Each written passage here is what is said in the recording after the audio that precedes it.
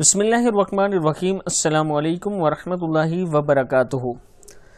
جب آپ کو کسی دشمن سے خوف ہو تو آپ یہ دعا پڑھا کریں، کیونکہ نبی اکرم صلی اللہ علیہ وسلم کی سنت ہے۔ اس سے پہلے میں اپنے تمام دوستوں سے گزارش کروں گا کہ اگر آپ نے ابھی تک میرے چینل عابد راجہ کو سبسکرائب نہیں کیا تو ضرور کر لیں، تاکہ ڈیلی آپ تک اچھی ویڈیو پہنچ سکیں۔ تو سٹارٹ کرتے ہیں آج کا لیسن۔ بسم اللہ الرحمن الرحیم۔ دشمن سے حفاظت کی مسنون دعا۔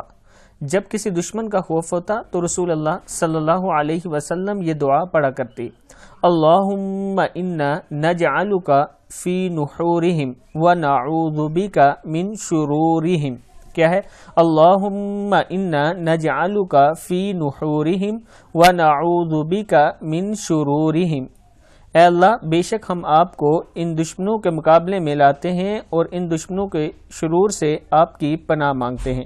صدق اللہ العظیم۔ یہ دعا خود بھی یاد کریں اور آگے اپنے دوستوں کے ساتھ ضرور شیئر کریں۔ السلام علیکم ورحمۃ اللہ وبرکاتہ۔